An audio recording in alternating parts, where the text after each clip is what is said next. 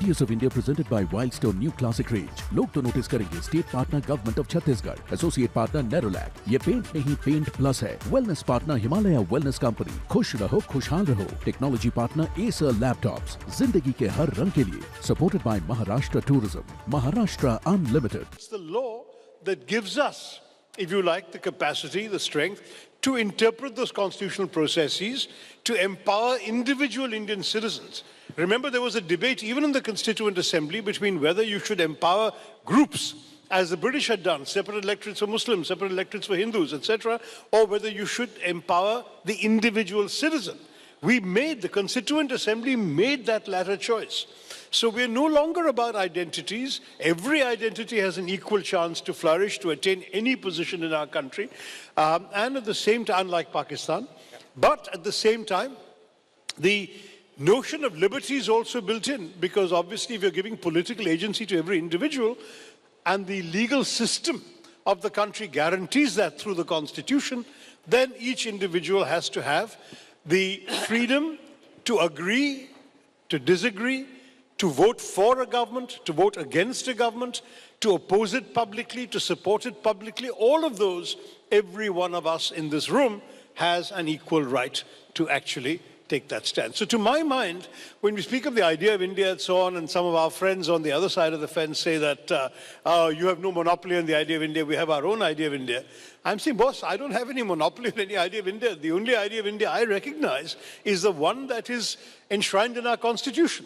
It's what our Constitution tells us India is, the kind of system that is upheld by the law of our country and the liberty it gives each of us to pursue our own ideas of India, including the wrong-headed ones on the other side of the fence. Okay. So what he said many things, but the key I think came at the beginning when he said the difference between India and Pakistan is that Pakistan was defined in terms of religion. India was defined in terms of an idea that respected religion, but said that religion should not be the determining factor. And I think he suggested, without actually saying so, with all these references to our friends on the other side, meaning not just the other side on the stage, but other side of the political divide, that perhaps his friends on the other side do not respect the idea of India based on an idea, but believe it should be based more on religion. What's your take on that? Grateful to ABP. Near him, yeah. Is okay? No, you need to hold it like this to sort of almost caress it to get it. You need to hold it higher? Okay. Am I audible? My greetings to all of you. And greetings are from City of Joy, Kolkata. I am grateful to ABP management for keeping these two distinguished people on my right side. I hope at the end of the day, it turns out to be so. I would put my thoughts across without responding to Mr. Tharoor, because that's not an easy task. Law, liberty, and democracy. Now, if you go to Indian Constitution, everyone is supposed to abide by the Constitution. Dr. Tharoor, as a senior parliamentarian for a third term, knows it, to owe allegiance to the Constitution. There are only two offices under the Constitution whose oath is very different: the President of India and the Governor. Under Article 60, the President, and under Article 159, the Governor. Their oath is to protect, preserve, and defend Constitution. Therefore, my task as first servant of the state of West Bengal is very daunting, very difficult. We must always remember, which is often forgotten, what Fuller said centuries ago: be ever so high, the law is above you. If we face situations where we have law of the ruler, but not rule of law, that's the greatest challenge to democracy. Another aspect is, can liberty graduate to license? The essence of democracy is the temples of democracy, theaters of democracy, where public issues need to be debated. They are being discussed on the streets.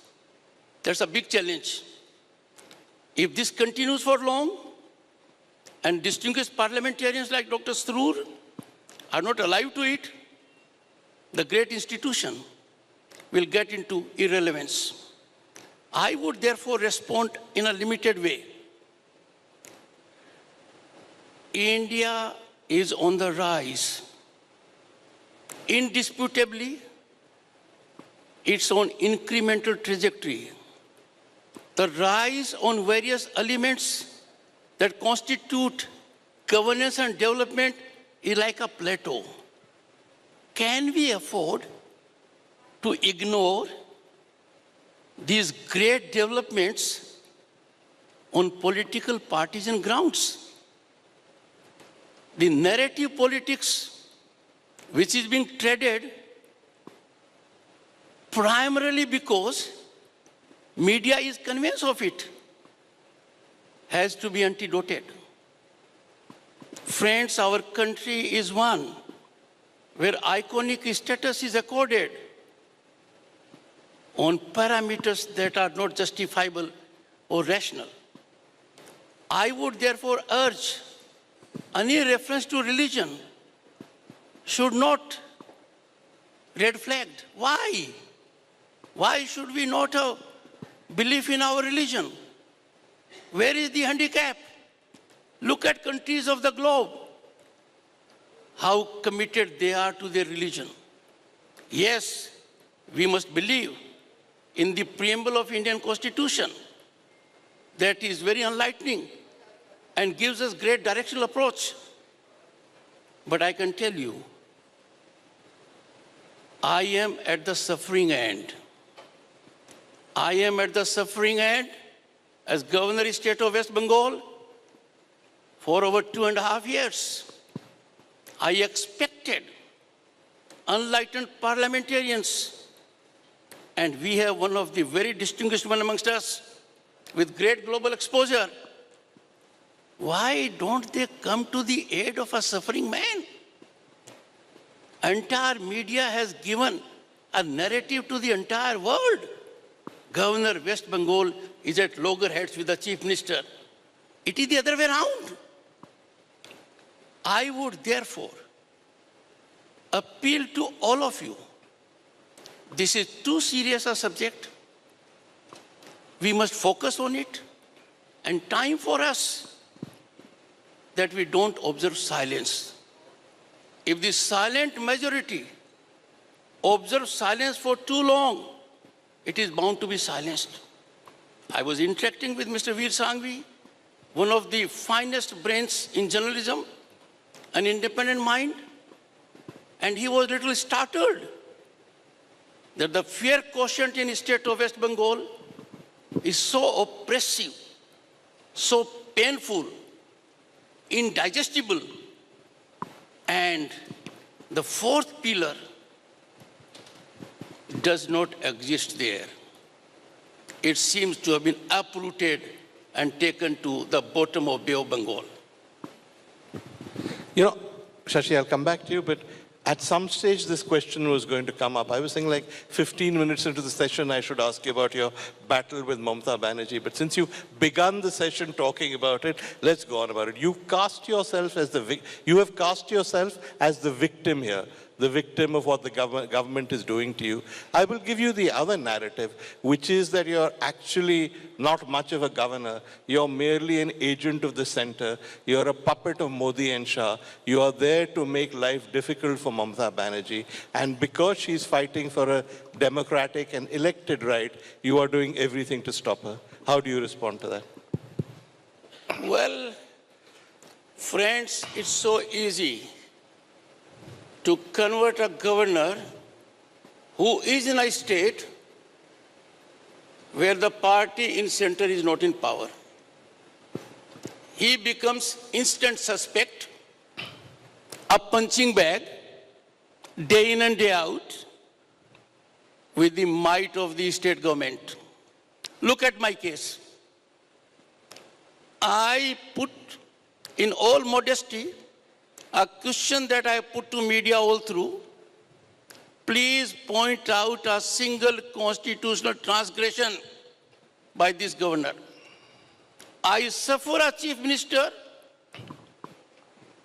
whose duty under Article 167, and the word duty is used by the Constitution, to give me information. Not once, Dr. Tharoor, an information has been imparted by her. I suffer a chief minister with media being in captive support. The Governor West Bengal is having Pegasus equipment. He's spying on everyone. And you're not. You don't have Pegasus. Certainly, sir, not. All right. Just checking. All right. Just checking. All right. From that perspective, let me tell you, of course, I have great expectation, as everyone else has, about Dr. Tharoor, with all constraints that surround him at the moment. But would you ever believe, sir, I have Pegasus equipment? Pegasus equipment in Rajbhavan, spying on the Chief Minister and everyone else? Okay, the other allegation is that you have food delivered for yourself from the allegation is that you have food delivered for yourself from five-star hotels. The Chief Minister has made that allegation. What allegation, sir? That you have food delivered to Raj Bhavan for you to eat from five-star hotels. Oh my God. On 7th March was a great day. I was a mute spectator because I was in the sound company of my wife, Dr. Jadgeep Dhankhar. She shares doctorate with Dr. Tharoor. And I am wary of doctors. I'm really wary of them. The two ladies had interaction. She told Mamta ji, ki Mamta ji, it is good for you, both of you, to fight. I am not concerned. But why make an allegation that food is coming to Raj Bhavan every day from Taj Bengal? Not even once it has come in 2.5 years. She said, guest ke liye aata hoga. Usne kaha, I cook for guests. And trust me, ladies and gentlemen, Mrs. Dhankhar, in spite of being a doctor, is a good cook. Secondly, I pose a question to all of you with folded hands, and Veer Sangvij in particular. Mr. Sogat Roy is as distinguished parliamentarian as Dr. Shashi Tharoor. He makes an allegation that Governor West Bengal has acted so irresponsibly that is sending him WhatsApp message against Mamata Banerjee every day. That was the claim he made. And it was there all over. In the country and outside also, sir. Okay. Not a single message ever sent to Sogat Roy ji. I speak out to the media. I don't get support. Okay. I'm going to take this, Shashi. Could you have imagined 10 years ago, 5 years ago, that a governor would come on a platform like this and talk about his differences with the Chief Minister? Well, you asked him to. Yes, but he answered. He answered. He opened the door. Yeah. No, that's wonderful. But listen, while this has been fascinating and even entertaining, I think, in all fairness, I do need to respond to two things the governor said on the theme of our panel today on law, liberty, and democracy. Because he did say, "Why shouldn't we be proud of our religion?" And my answer is, I'm very proud of my religion. In fact, every Indian has the right to be proud of their own religion. But the state has no business being proud of any particular religion. The state has to keep a distance from every religion. Right. Indeed, I would go so far as to say the state has no place in my puja room. The state has no place in my kitchen. The state has no place in my bedroom. The state has no place in my dining table. But unfortunately, we have people in power who want to put the state in all those places, and that is something I have a serious problem with. The second issue is when he talked about what one can broadly describe as the civilizational idea of India. See, we both share, I think, a great respect for our ancient civilization. I have written about it, he has spoken about it, but I will say that this ancient civilization when we talk about it, sometimes two sets of people in our country mean two different things. There are some people who see India as a pristine Hindu land, who identify a civilization purely with the Hindu religion and Hindu society, and then from there they see others coming in as interlopers or aggressors or attackers. Whereas others, and I will obviously plant myself in the same tradition as Pandit Jawaharlal Nehru and Mahatma Gandhi and others, they said that India's civilization is a product of all who have contributed to it. That our civilization has been infused with people of various ethnicities, various religions, various kinds of points of view, and various philosophies, and they've all come in together to create this composite pluralistic India. And to my mind, while we're both talking civilizational nationalism, it seems to me that we are slightly at cross purposes, because it's a question of how you define that civilization. And to me, these are the important themes emerging from before you got the governor distracted by his chief minister. These are the themes that I thought the governor was saying in his early remarks that needed a response. He made a brief mention of it, but that was not the thrust of his themes, so never mind. So, the two things he said, one of them is that he's also proud of his religion, just as you are, but he wants his religion kept out of everything. The state certainly has no business introducing religion in everything. I want to ask you a counter question, which is, do you think that politicians have used religion to win votes and create vote banks? Well, the political aspect of it, Dr. Tharoor is more informed, and you know about because it. you don't know anything about it. Come on, answer the question. Let us stop being apologetic about our religion. We need not be apologetic about it.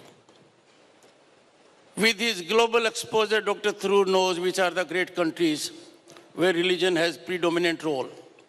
He knows more than I do, much more than I do, how oath is taken in certain countries. It is easy to say, difficult to practice. Ladies and gentlemen, we are passing through most critical terrain of our history. I am the one involved in my position every day to analyze religion and history. Two things have been traded in a manner to kill our nationalism, and that surely can't be countenanced. If we go through our historical perspective and situations, our freedom movement was capsuled in a very narrow sense to few individuals. It is only now, Azadi Ka Amrit Mahotsav, that we come to know about the people who have played a great role in getting this freedom to us.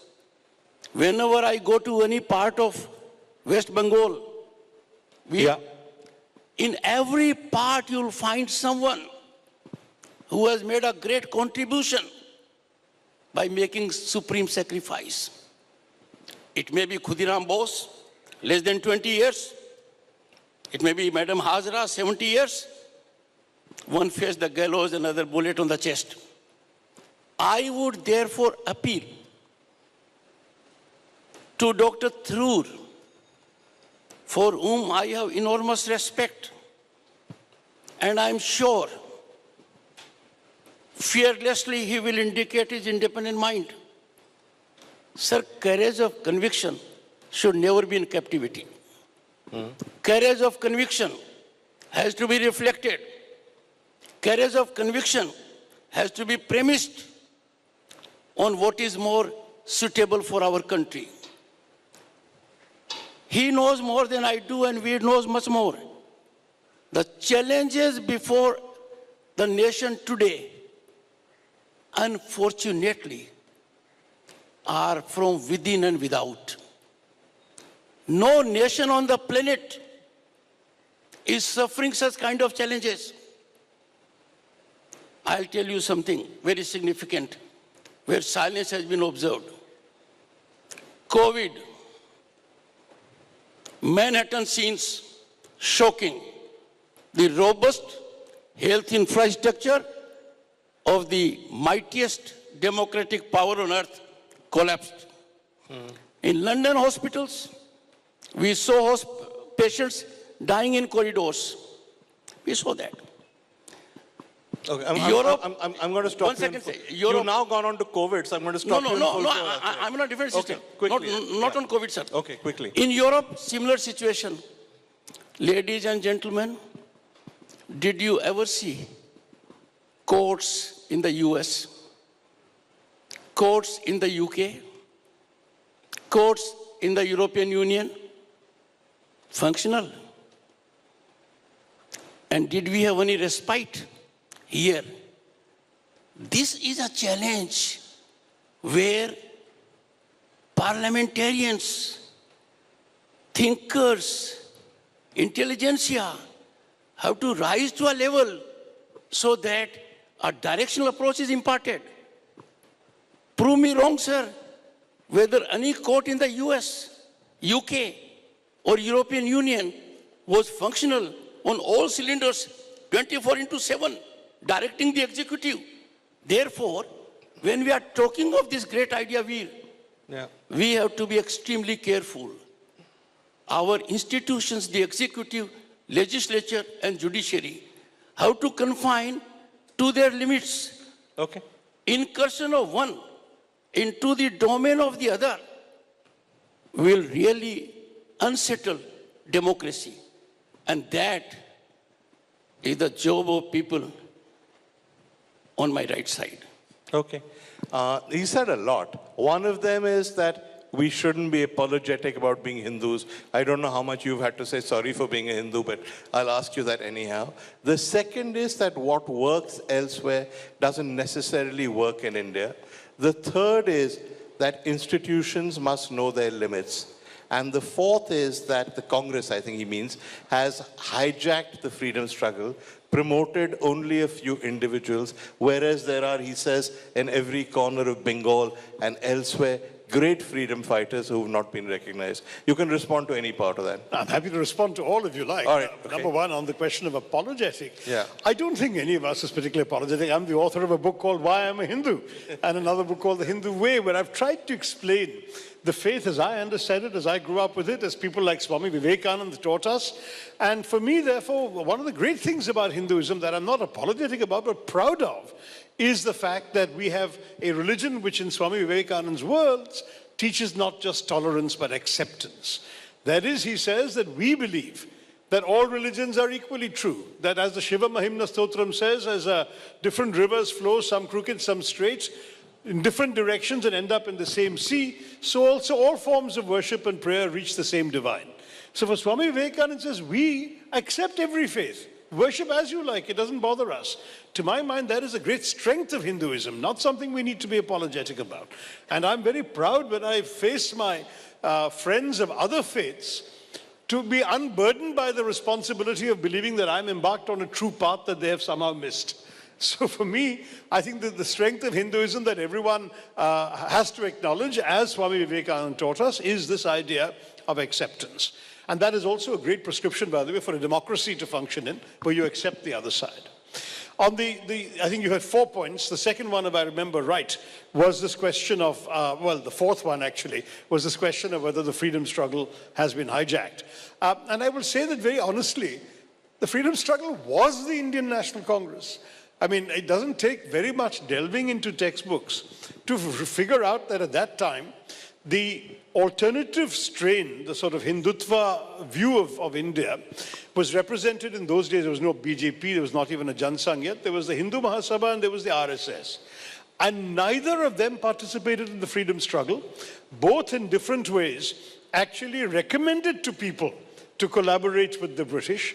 And when the Quit India movement was declared by Mahatma Gandhi and the Congress workers went into all their jails around the country, the Hindu Mahasabha even joined the Muslim League in usurping positions they had not been elected to by becoming ministers in places like Governor Sahab's Bengal in order to dispense power and patronage. So it's very difficult, it seems to me, retrospectively, for people who are political heirs to that strain of thought to suddenly become nationalists, as the claimed to be, because I'm sorry to say that they were not. Now, there may be people who, having been nationalists in the Congress, moved on to other political persuasions, and that's a different story.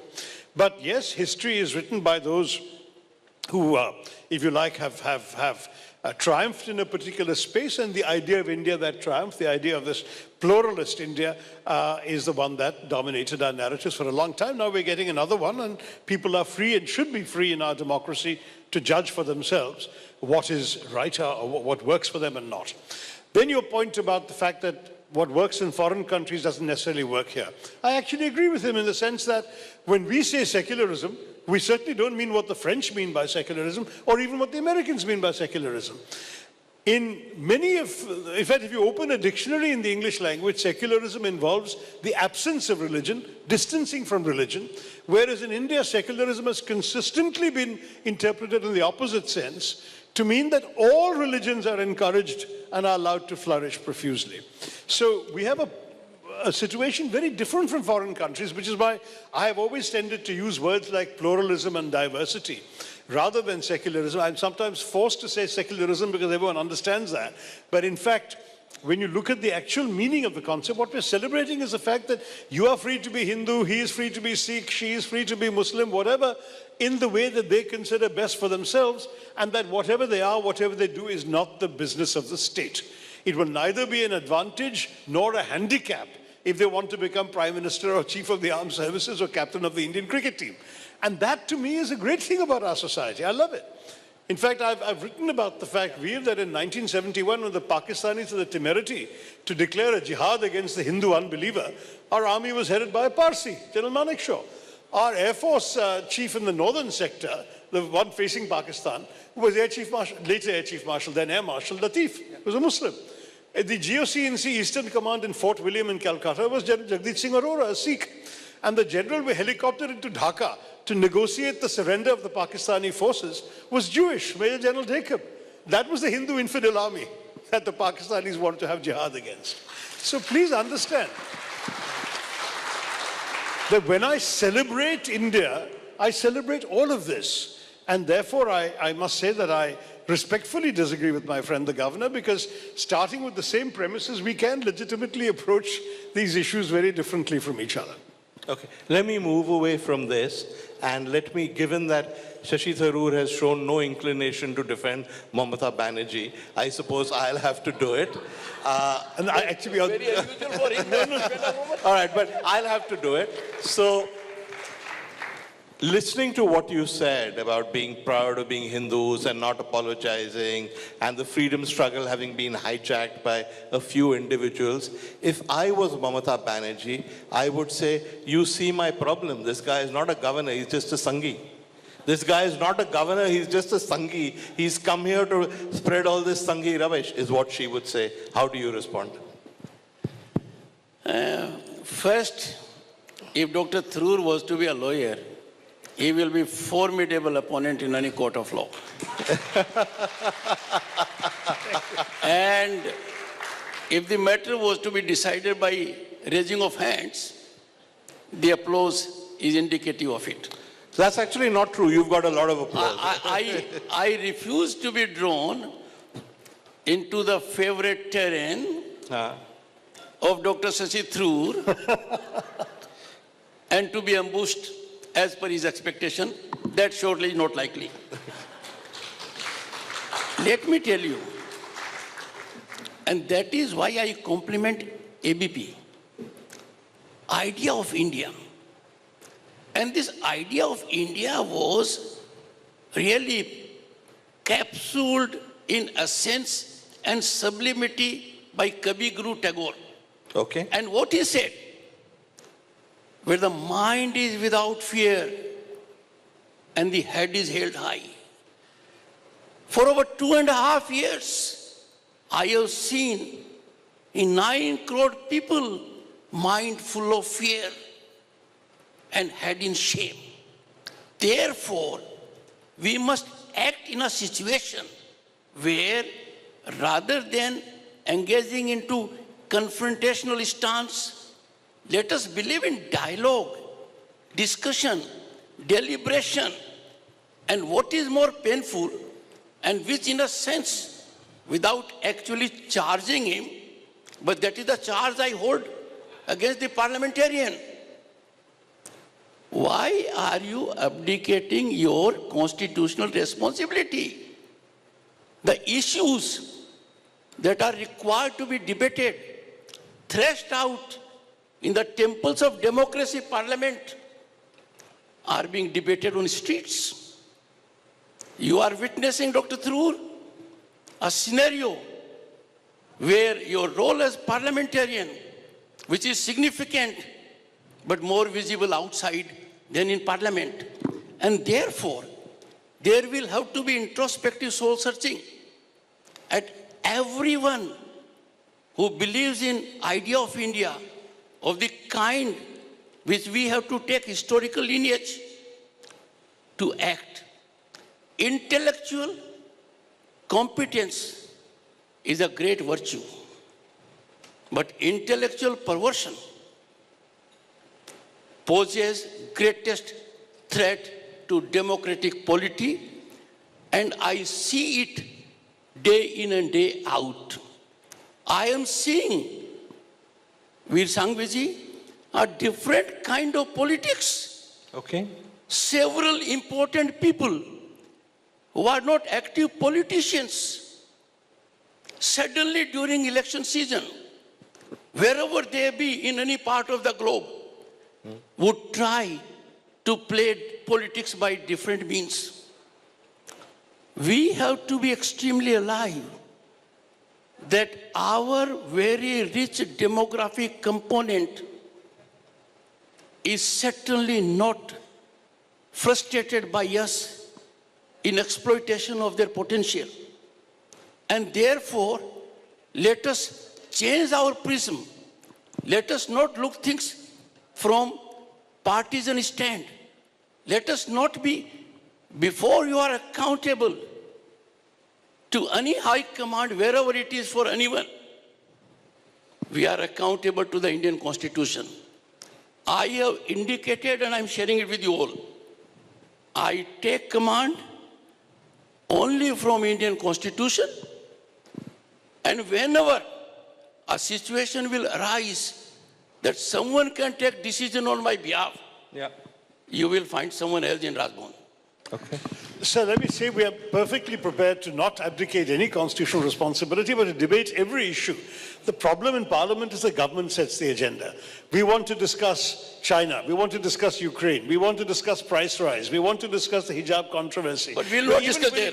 We will discuss it outside. But because the government doesn't allow discussion on these matters. If they do, we will discuss it. Shashi Tharoor ji, I was a junior parliamentary affairs minister 32 years ago. And we were a government of 23 parties. Yes. And those who throw brickbats at me that I am aligned to Sangh ideology, I am not a member of RSS. But I have enormous respect for it. It's a great think tank. It's a talent. I was not fortunate to be part of it. But while running those 23 governments, 23 party coalition, there was debate. There was discussion. Sir, there can be no alibi or no apology for not performing on the floor of the House. To perform outside the House is just like arguing a case in the corridor. And those who argue cases in corridor never get orders. I would therefore appeal to his intellect. And mind you, I was elected to parliament once. Third term for him in a constituency which is not easy. And third term for a man like him, whose personality is multifaceted, is a great achievement. Sir, perform. Perform in parliament. Do not carry baggage. Shake off the baggage. Read Indian preamble. And don't give more meaning to it. Secularism, Hindutva should not be dominating us even in our dreams. Okay. We must ever be proud of it. And as a Hindu, believing in two terms have been coined. I don't want to get into that political controversy. whether it is Hindutva or Hinduvadi or Hindu. It's a bit late not to get into political controversies, but still, go ahead. Yeah. Go on, answer. Would you respond? No, I didn't respond to you here when you said that I'm showing no inclination to defend Mamata Banerjee. Yeah. I'm very happy to defend Mamata Banerjee. I think she's a terrific, impressive individual, and we all believe in opposition unity, or at least I do, and therefore I would like to... I'm not sure she does in with your party. That's a different question. However, let me tell you, she is perfectly capable of defending herself. No. That's why Right. I didn't want to take on a task that is already being well performed. no, Dr. Sir, Tharoor, Mamta ji in every sense is my younger sister. 31 years ago. It's a very dysfunctional family in that case. Sir, 31 years ago, when she suffered head injury, I rushed to Kolkata. I remember that. I came. But sometimes, even sister has to be shown the mirror, because relationship has to flourish, blossom. It can't be allowed to be capsized. I appreciate your constraint. I am all for Mamta, but I want Mamata Banerjee to reflect Mamta. My problem is, Mamta ji is not reflecting Mamta. And that is what we have seen. Are you aware, Dr. Tharoor? And did you ever comment? All over the globe, can you ever find a single instance of such post-poll violence? Can you imagine people being made to pay price with their lives for voting in the largest democracy? For 3 days, this governor was working 18 hours, going all over. After Kashmir, I had to see this sad spectacle of people fleeing the state, going to Ranpagli in Assam to save their lives. Sir, did you react? Did you react, sir? Sir, my party did. My party made it a very strong issue, in fact, in Parliament also. 1 second, sir. Did you react that the governor's address was blacked out in the assembly on all 3 occasions? Did you react, sir, that governor who is in protocol at number 1 was made to speak at number 6? Did you react, sir? Your ignorance about the state of West Bengal matches that of the media. Okay, I'm going to not ask Shashi Tharoor to respond to every last thing about West Bengal, but this is the third reference you made to the media and how the media does not speak up. Apology. No, I'm not in West Bengal, so you don't apologize to me. But these guys are. You're at an ABP News function. It's a Calcutta-based paper. So what is your problem with the media? What do you think the media is not doing? Yes. Friends with heavy heart, with a deep sense of apology. And I know I will not be forgiven because Veer Sangvi is a journalist all through. Media in West Bengal doesn't exist. It is not there. And I have said so in every press conference. They dare not ask a single question to the Honorable Chief Minister. I have seen the plight of media men. They are in full captivity. Even the editors do not pick up courage to visit Raj Bhavan, even on invitation. And what I have seen little more seriously is that this captive media has become like bureaucracy in the state of West Bengal, which is 100% ingratiated with the ruling dispensation, a part of the government. In several countries, particularly in Africa, Dr. Shashi Tharoor, with his global exposure would know, have got freedom, sir, because of media. Yeah. But in the state of West Bengal, media is facilitating draining of democracy in the state of West Bengal. The governance in the state of West Bengal cannot be more far distant from constitutional norms and rule of law. I would appeal to media in particular with folded hands. I will crawl also before media. Just please indicate the ground reality. And the ground reality is so horrifying that you will charge me that Governor Dhankhar, all you said was understatement. Can you imagine the kind of inputs I get? Sir, State Finance Commission, a constitutional body, the only job is to give a report to the governor and at the center to the president so that there can be devolution of funds between the local bodies and state or state and center as maybe for the president. They don't give any report. Really? Can you ever imagine it? When I write to them that the only constitutional duty you have to do is to give a report to me so that I can have it placed before the legislature. They have audacity to write injustice has not been done. What does that mean? And shocking, the same people sought to be reappointed. Can I agree to it? Sir, let me share my pain with you. The government of the day, headed by illustrious Mamata Banerjee, wanted me to prorogue the house. Should I not have done it, sir? I did it.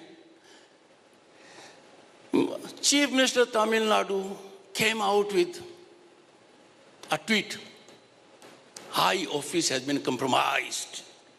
Thank you, your statement did not say at the request of the Chief Minister. Yeah, I was about to point that out. You're telling us this now. We didn't know that then. So, and high office has been compromised, not expected of a governor like this. I immediately telephoned the Chief Minister that I wish to have a word with him. The senior most parliamentarian of that party called me. Mistake ho gayi. It won't wait on, sir. Number one. Number two, sir. He knows it. You know it more than anyone else. I can't summon assembly at the behest of a home secretary or a chief secretary or a chief minister. I can summon it only if there's a cabinet decision. And they want it at 2 a.m. Someone told me on Twitter that they hate PM so much, they wanted to have it on at 2 a.m. I said, I have no difficulty. Unless you wish to create a history, there are historical moments.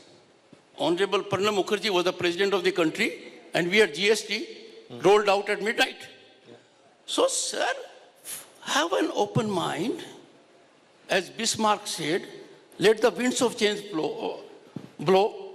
And, sir, think about plight of this individual whose only commitment is to the Constitution. Don't alleviate his suffering. Just share it. You are a prolific writer. Pick up on any one facet and you will know. Yeah, okay. So I'm totally in favor of institutions functioning the way that they should, and that includes the media. You may say that they're not asking the tough questions in Bengal. Many of us feel that no one is asking tough questions in Delhi. I mean, there are different points of view about this. The media is often blamed because... Let him finish, sir. You had many minutes. I'll come back to you. Here, go on. So my argument, Governor Sahib, is let us basically strengthen institutions. Whether it's the independent bodies from the Reserve Bank to the Election Commission, whether it's the free media, which is not behaving as if it's free, it seems in many ways to be compromised, as you are alleging in Bengal and many of us are alleging nationally. It seems to me that what we could really do is actually broaden the space for dissent and conversation, because in a democracy, argument and deliberation is the best way to come to a conclusion, but that requires freedom and liberty to express your views. If everyone is feeling intimidated in the media or outside, then you're not going to have a thriving democracy. Sir, I face this situation every day. कहते हैं कि सब जगह ऐसा होता है, तो governor साहब आप ममता जी के पीछे क्यों पड़े हुए हो? ऐसा कहीं और नहीं होता है. झूठ के पांव और कहीं इतने नहीं हैं. बंगाल में झूठ के पंख लगते हैं. When there was an incident at Hathras, you are aware of it, sir? I remember that. I got to the job, sat on my desk, got report from each district magistrate, certified by 5 divisional commissioners, statistically compiled by the senior most bureaucrat of the state, who happens to be my secretary, and I put it on Twitter. Number of rapes, number of molestations, number of female killings in the state of West Bengal. And I made a request also, before dousing fire elsewhere, it is safe and required also to douse fire under your own feet. Sir, official handle of the Home Ministry of the State of West Bengal says Raj Bhavan is lying, it is fabricated, it is mischievous, and 3 more adjectives. I called the gentleman who is now the Chief Secretary. He apologized. I said, what the hell is happening? Don't you fear the prosecution you face by saying so? Sir, you are on my right side. Live up to the normal expectation of people who are on the right side. Become savior of democracy. Become savior of human rights. If Human Rights Chairman Commission tells me, a retired Chief Justice, Governor, my Human Rights Commission has been in ICU on ventilator right from day one. Where do I go, sir? Okay. All right. We're running out of time, so actually we're out of time. We're many minutes over time. Shashi, I'm going to give you the last word. In a sense, though it may not necessarily be apparent, you're both saying the same thing. You're both saying the institutions of democracy appear to be in trouble in India, that the understanding that is necessary between politicians and institutional holders is breaking down, and that the shared values that were supposed to bind this country together are not necessarily in good shape. Is that fair? Absolutely, Veer. That's an excellent summary. In fact, if I were to make a closing remark, it would be that, because I mean, the burden of my song from the start was that we've created a certain kind of India in the Constitution, which enshrines certain institutions, processes, and features that guarantee our democracy and guarantee each one of us as a citizen of India the individual agency, the individual power to determine our political destiny in this country. But while that really worked and was built up in that manner for the first, most of the first 7 decades, I would argue that of recent years, we are seeing some distortions. Governor Dhankhar has given you the example of his experience as a governor with a particular state. I have been focusing on our experience as opposition parliamentarians with the central government. There are serious questions about institutional autonomy. There are serious questions about the nature of identity, as I mentioned earlier. No problem in being proud of being a Hindu, being proud of being a Sikh, being proud of being a Muslim, but you can be proud in all those things because each of those identities is only secure under the shelter of the Indian identity that the Indian Constitution gives us all. And to my mind, the institutions we're talking about are part of that constitutional idea, that the strength of our democracy lies not only in who gets elected now and maybe, diselected 5 years from now. The fact is that when you are facing an opportunity to get elected, you do not have the right to override the Constitution and the institutions. Dr. Ambedkar pointed out, whether you're a political majority or a communal majority, the Constitution is written to protect those who are not in the majority. And it is written to ensure that everybody's rights are upheld. That, to my mind, is one of the great strengths of our country, and we should not let it be undermined or eroded by the fallibilities of the individuals who are working under the institutions of that Constitution and perhaps not upholding the quality and the spirit that they were meant to have. Before we end, because we're now, I see Mohit staring at me, we're now several minutes over time. Can I just say, and not just because both these gentlemen are friends of mine and people I respect very much, that they're obviously people with very different points of view. And yet this discussion has been conducted with the utmost civility, with the highest standard of argument. It's something that's very rare in Indian politics these days, as anybody who watches television, which I'm sure most of you do. So thank you guys. Thank you so much. Yeah. I'm not a part of politics. You're what? Not part of politics. Though the governor is, of course, a constitutional figure and is not part of politics, he is still somebody who interacts with politicians, so I need to make that. I'll tell you why I say so. Okay. Whenever Honorable Chief Minister Mamata Banerjee comes to me She says, आपकी party वहाँ ठीक कर रही है, वहाँ ठीक नहीं कर रही. Ma'am, I am not a member of any political party. And if my career has to be seen, I have traversed several political parties, including that of Dr. Shashi Tharoor. Well, that says it all, doesn't it? Thank you, gentlemen. Thank you, guys, for being a great audience. Thank you. Thank you very much, Mr. Sanghvi. What an engaging...